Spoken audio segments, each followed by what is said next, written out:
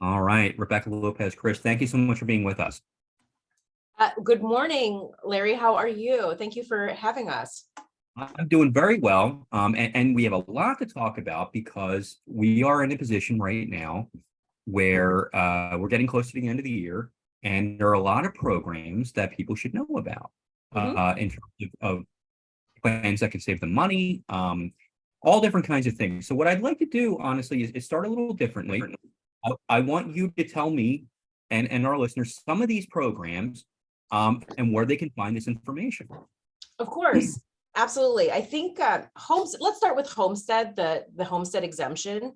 This is a really important program for anyone who lives and owns their home. And some people might not realize is that the city council and the mayor increased the amount or the value of homestead. So you could be saving now up to $1,119 on your real estate taxes. For some people, that could mean it could completely wipe out their tax bill. And so it is incredibly important that people sign up for this. We estimate that maybe 60 to 70,000 people who are eligible aren't taking advantage of it. And so shows like this and telling your neighbors and telling everyone in your family about this program is incredibly important. You can find more information at www.phila.gov/homestead. And that has, I mean, it's as simple as the way I laid it out. And there are a number of ways to apply. One of the easiest is to go online, and which is at the Philadelphia Tax Center, which is brand new, just launched. It's a pretty easy process. You kind of look up your property and then make an application from there. That website is mobile enabled, so you can totally do that on a tablet or on a phone. But if the internet is not for you, which is okay, you can call. You can do this totally over the phone. The phone number is 215-686-9200. There are operators standing by during business hours, and you can call, you can give them your address, they'll ask you a few questions to verify that you are who you are, and boom, the application will be submitted. So that's very easy as well. And if you are a paper person and you want to fill it out by paper, you still can, but it must be postmarked by December 1st. The deadline for homestead exemption is December 1st every year. And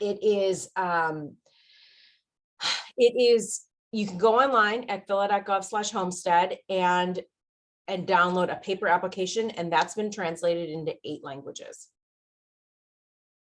Okay, and these are Homestead in particular is one of these programs where it's just a couple of things that you fill out, and then it's a handful of questions. And even if you have a tangled title, you are eligible for homestead. So you have to make an affirmation that you're an equitable owner. So a few extra questions, but generally speaking, the things that the city is looking for is what property is this? Who are you? Can you verify that this is your primary residence? Can you verify that, is there a percentage of this property that's being used for business? I mean, that's pretty common in Philly, where like the first floor is going to be, a retail space, and then the second and third floor might be residential. That's fine. Those are still, those properties are still eligible for homestead. You just have to let us know what the percentage is. Now, are there any other programs that homeowners should know about? Absolutely. Philadelphia has some of the most progressive protections for homeowners in the country. One of a very, very important program is called the Senior Citizen Tax Freeze. That is something that helps folks who are vulnerable seniors in our communities. If you have an income that qualifies you for the state's program for PACENet, so the income qualifications are set by the state's program PACENet,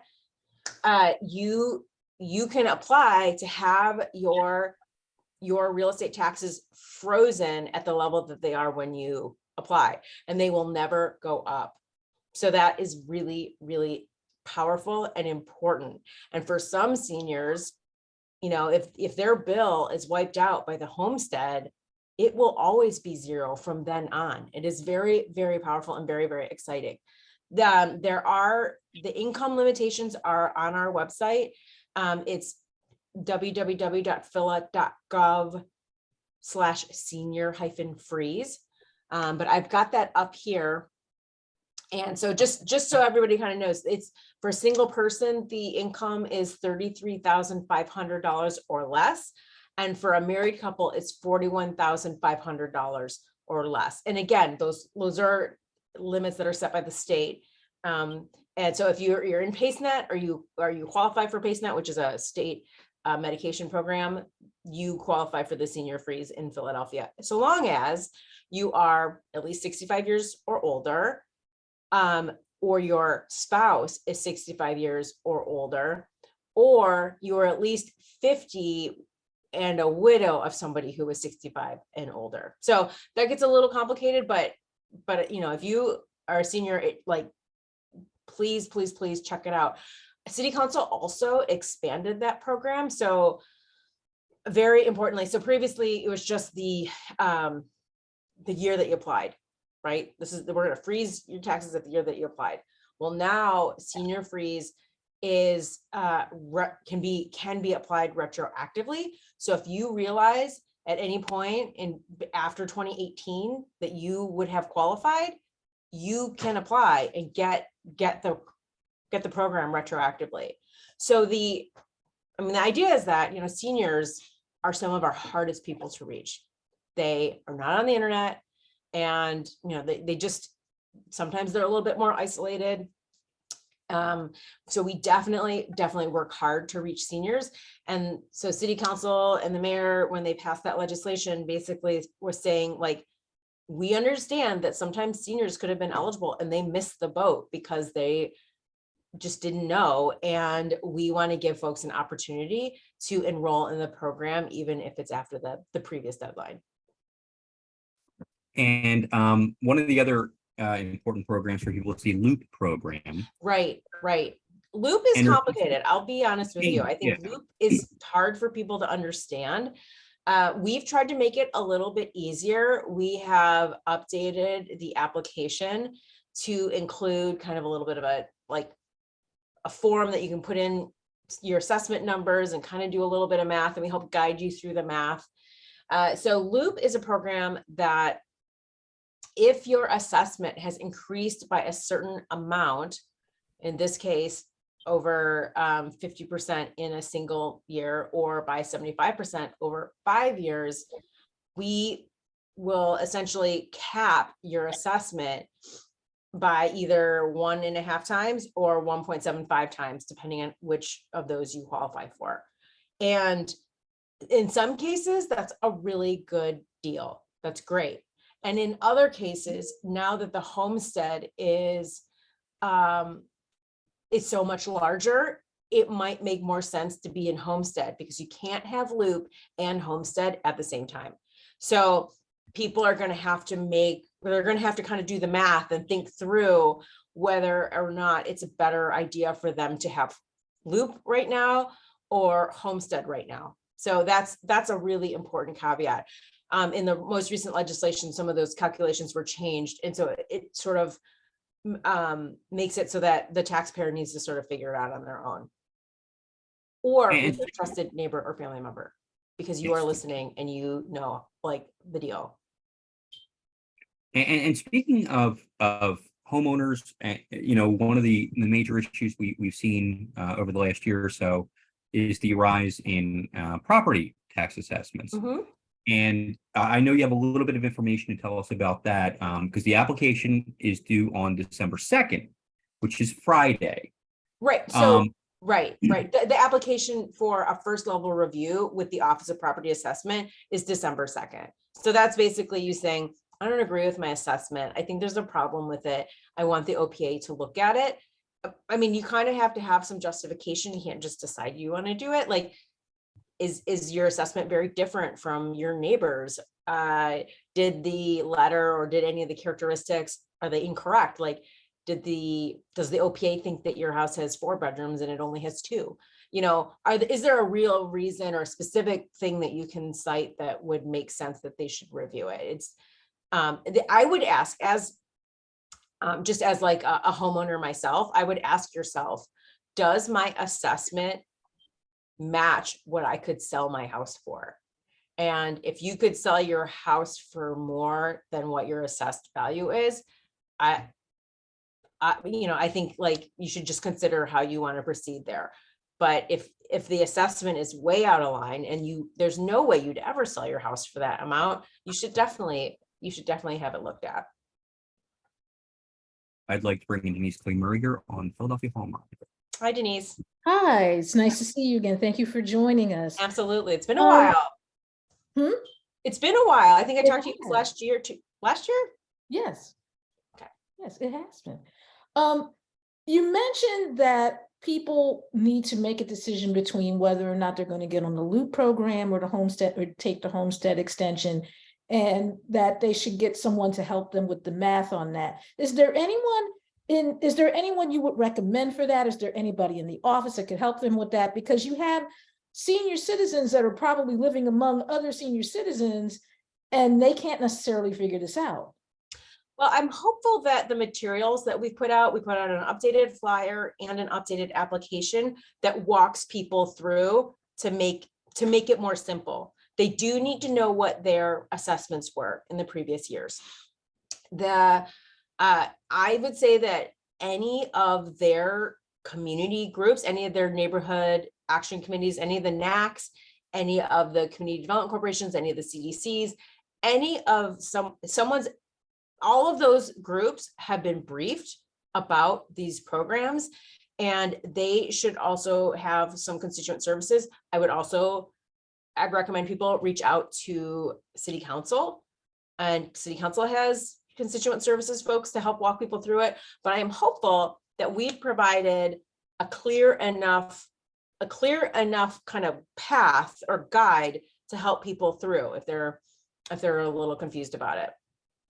Now, are you getting more applications for these programs? And if so, has it been a lot more or just a little bit more? We've definitely been getting a lot more. Unfortunately, I don't have an exact number right now, but applications are definitely up. And keep in mind that the only way you are qualified for LOOP is if your assessment changes.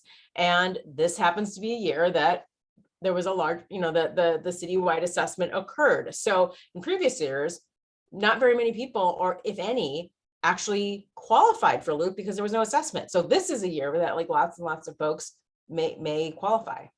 The other thing about LOOP that's important to know is you have to have lived in your home for at least 10 years, and you need to meet certain income qualifications. And those we've listed on our website at phila.gov/LOOP, LOOP. And that's, I hate to say things like 120% of AMI, like, there's an income guidelines on our website, and I encourage people to check that out before they apply. I'm kind of glad you didn't say that, because I've been covering this kind of stuff for decades and I still don't know what you mean by that. So if I don't quite understand it, it's safe to assume that some senior citizen who, basically is living in the house that they got from working at the factory back in the 50s and 60s isn't going to understand it. Oh, it's total government jargony speak. I don't think, no one should be saying those words, AMI, which actually stands for, what is it? Average median income. Average median income. And in this case, it's the average median income of the 5-county area around Philadelphia. And so that changes every year. It's a calculation. Nobody else should have to know what that is. Okay. Now, Every year we update all of our applications with the new income levels so that like it just is there. It's set by HUD, so that's super in the weeds, inside baseball stuff. okay. Now, I guess, how do you all get the word out about these programs? I know by coming on shows like this, you get the word out, but how else do you get the word out about these programs so that people know about them and they can apply for them? That's a great question. We have a team of folks who do in-person outreach events. And I tell every group I talk to, I say, anybody that you want, any block party, any rallies, any church groups, any neighborhood groups, any block captains, if you want us at an event, please reach out. The woman who manages that is amazing. Her name is Vicki Riley. You can email her at vicki.riley@phila.gov. And if we can attend, we will absolutely attend. And in a normal year before COVID, we attended over 350 events in 2019. And that's because, it's not just Vicki, but she has a whole team of people. There will be Saturdays that we're at 5 different events on that day. I think our record is 6, but I think, we will be there. We also try to do our very, very best at providing translated documents. I think we realize that a significant portion of Philadelphians don't speak English as a first language. So whenever we can, we at least will translate everything. All of the applications are at a minimum translated into Spanish and simplified Chinese or Mandarin. But Homestead is translated into 8 languages because it's such a big program, and we want to get as many people enrolled in that as possible. So we also try to do like training with all of the, like I said, all those CDCs, all the NACs, all the like neighborhood outreach people. Like we are almost like trying to do train the trainer type work. And if there is someone watching who wants us to do that or brief them, we will do it. The other thing that we have a very strong social media presence. And, in previous years, we've done like a Facebook Live series. We have done, we have a full-time person who manages all of our posts that I think are not necessarily about reaching the general public, but they're about reaching those neighborhood groups who are advocates for communities. So we try to do lots of different things to reach lots of different folks. And I think we understand that the digital divide is real in Philadelphia. And so we work really hard to find ways to reach folks. A few years ago, I want to say everything feels like a few years ago before the pandemic. Prior to the pandemic, we did a pilot where we actually hired a firm to go door to door. And this was a measured project where we measured. We basically kind of picked four census tracts that had relatively high rates of delinquency, high rates of poverty, higher rates of home ownership. So we tried to like kind of pick these key places and try to pick 4 other places that kind of matched them. And then we did an intervention, which is that we sent people door to door to drop off materials and answer questions if anyone happened to be home. And we had a great response rate from that project. What we learned, and this is interesting, what we learned is that if the program is very general and anyone can apply, like Homestead, there is a statistical difference in people who apply for that program. But when it was something that like required a heavier application process, like the Senior Freeze or Loop, there was not a statistical difference in the number of people who applied. Now, wow, and I had a question and it just went right out of my head. I know, because I'm talking so much, that's why. The Loop program and the Homestead program, are those lifetime, like as long as you live in your house programs? Can you transfer those to your heirs if you're, as part of your will, if you're giving them the house? Because you mentioned Tangle Title, and that kind of popped into my head because of that. So Homestead will be on the property until the deed changes, and then you'll have to reapply. In fact, that's true for every program. Once deeds change, all the programs fall off, and that's, for a variety of reasons that's kind of our policy for now. With Loop, you keep the program so long as you are eligible. So if you suddenly don't meet the income requirements, then you shouldn't be in that program. I mean, the reality is if you don't meet the income requirements, you should pay your taxes, right? Like, this is a program that's designed to help people who live in an area that has experienced rapid rapidly increasing home values and protects them. And if you can afford to pay the taxes, you should pay them. Otherwise, you know, we want to make sure that you're protected, but we want everyone to pay their fair share. Okay, well, thank you. And I'll take it back to Larry McGlynn, our co-host, and you're listening to Hall Monitor on WPPN. Thank you, Denise. So, Rebecca, before we let you go, I want to make sure people know where they can find all the information regarding these programs. Sure. So phila.gov/revenue is our overarching page, but we've got these great vanity URLs. So phila.gov/homestead, phila.gov/senior-freeze, and phila.gov/loop, LOOP. And is there anything? And by the way, you can get more information if you call the phone number 215-686-9200. They will answer your loop questions and they will answer homestead questions. They also can answer questions about first level reviews. And is there any other information people should know about the actual application process? I would say that homestead is very easy and very fast. With the senior freeze, you'll need to be prepared with and some proof of identification, as well as any income statements that you might have, social security letter, tax statements, any previous pay stubs, anything that you might have. We'll want some of that, which if you do the application on a phone, you can just take a picture of it and upload it to the site on your phone, because the site works on your phone. And, you know, similar to Loop, it's going to ask for income verification and residency, like that you can show that you've lived in this place. Rebecca Lopez Crist, thank you so much for joining us. My pleasure. I can't wait to talk to you again. Thank you.